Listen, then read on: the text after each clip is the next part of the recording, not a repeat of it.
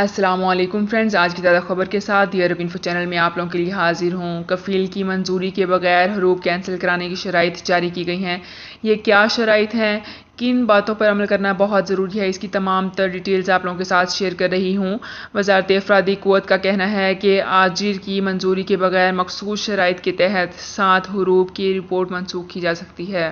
وزارت افرادی قوت و سماجی بہبود نے کہا ہے کہ آجر کی منظوری کے بغیر مقررہ شرائط کے مطابق غیر ملکی کارکنان کا حروب منسوخ کیا جا سکتا ہے، جبکہ سیکریٹری وزارت افرادی قوت برائے ورکرز کی طرف سے توجہ دلائی گئی ہے کہ حروب کی رپورٹ منسوخ اسی وقت ہوگی جب مقررہ شرائط میں سے کوئی ایک پوری ہو رہی ہوگی۔ وزارت کی جانب سے مقررہ شرائط کے مطابق ایسے ادارے جن کا عمل اس طور پر موجود ہی نہ ہو کہ ادارہ ریڈ زون یعنی نطاق الحمر میں شامل ہو، اور اس انتظامیہ نے اپنے کل ملازمین میں سے 80% محنتانے بینکوں سے ادا کرنے کی بنیادی پابندیاں نہ کی گئی ہوں۔ وزارت افرادی قوت و سماجی بہبود نے حروب کی رپورٹ منسوخ کرانے سے متعلق جو ہدایات جاری کی ہیں، اس کے تحت ملازم کے پاس نئے ادارے میں کفالت تبدیل کرنے کی سہولت موجود ہونا بھی شامل ہے۔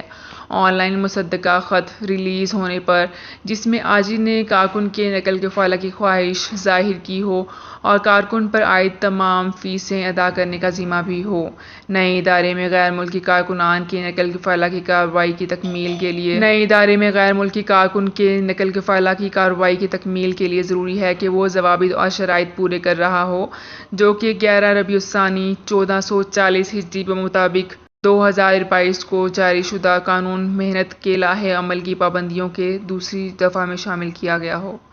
تو فرینڈز، یہ تھی میری آج کی ویڈیو۔ ہوپ آپ کو یہ ویڈیو پسند آئی ہوگی۔ اگر آپ کو یہ ویڈیو پسند آئی ہے تو ہمارے چینل کو سبسکرائب، لائک اینڈ شیئر کر لیجئے۔ تو فرینڈز، ملتے ہیں ایک نئی ویڈیو میں ایک بالکل نئی اپڈیٹ کے ساتھ۔ اپنا بہت خیال رکھیے گا۔ اللہ حافظ۔